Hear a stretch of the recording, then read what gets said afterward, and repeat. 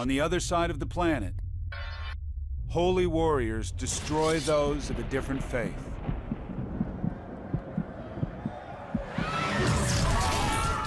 In the Middle East, Jerusalem, a city under siege. Inside its walls, pandemonium. Outside, 12,000 men, intent on butchery. Crusaders.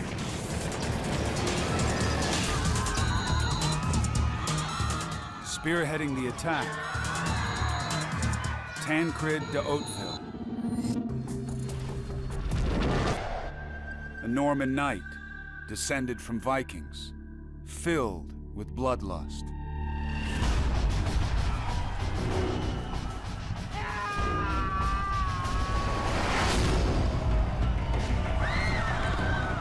So many people have died in the name of religion. Wars fought over religious belief have spilled so much blood. But I think of all the wars fought over religion, the Crusades belong in their own category.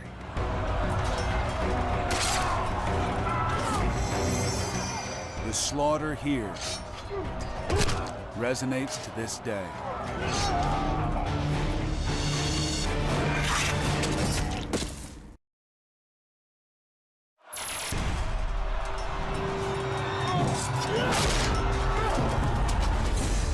Tancred de Hauteville, a Christian knight on a mission from God in the Holy Land, waging war on Islam. By the end of the 11th century, 600 years after the fall of Rome, the two religions are great rivals. Christianity dominates in the West and North, Islam in the East and South. Determined to curb the advance of Islam, the Pope calls on Christians to take up arms. Their target? The holy city of Jerusalem. On the eve of the Crusades, Jerusalem under Muslim rule was actually a hotbed of creativity and interreligious dialogue. There were Jews, there were Christians, there were Muslims. For the most part, they lived in relative harmony. But each lays claim to the city. Jews revere it as their ancient capital. Muslims know it as Al-Quds, the holy. From here, the Prophet Muhammad journeyed to heaven. And for Christians, Christ was crucified here. It's amazing when you go to Jerusalem, if you just stop for a second, you'll see that these people actually have more in common than they have that are differences.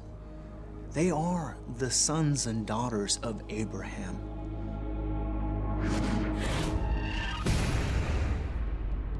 To all who join the crusade, Pope Urban offers eternal salvation, declaring, "The Lord beseeches you to destroy that vile race from the lands of our friends.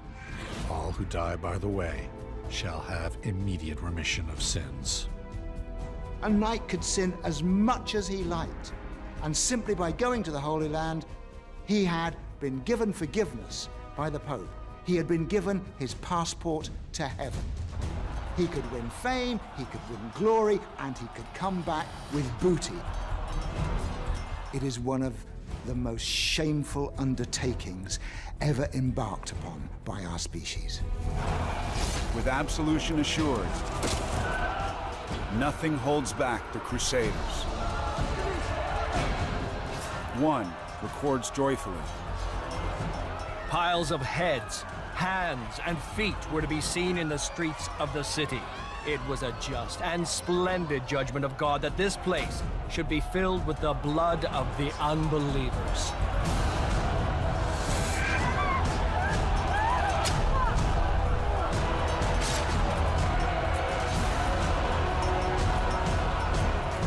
If I have a belief system that literally says, God tells me I must slaughter anyone who wants to stop me from being here, it would allow you to justify any horrific act you take at that point.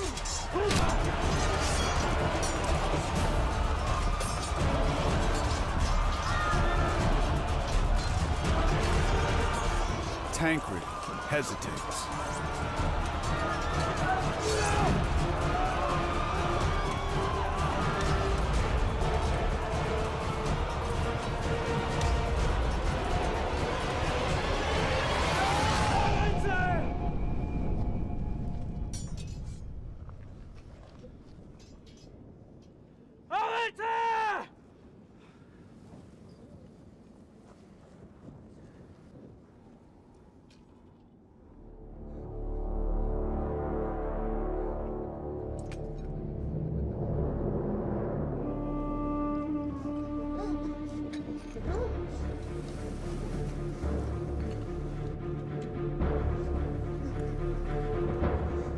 He decides to ransom the Muslims and stop killing them.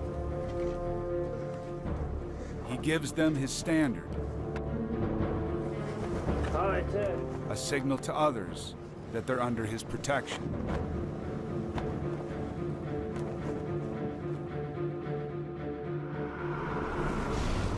At the Church of the Holy Sepulchre, he prays.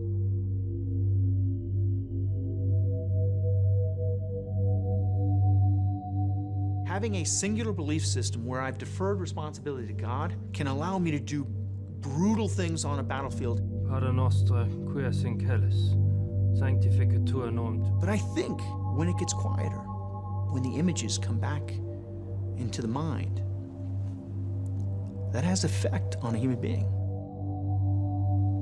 Amen.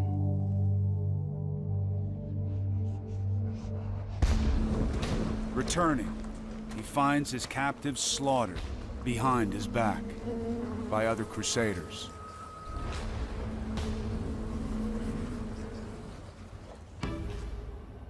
The Crusades were as bad as it gets. Remember that these guys embraced the same God, many of the same beliefs, the same prophets, and yet the streets ran deep with their blood and that of their brothers.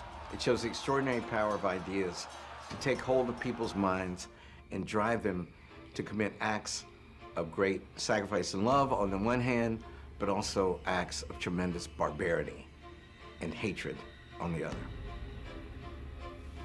It's the double-edged sword of religious belief.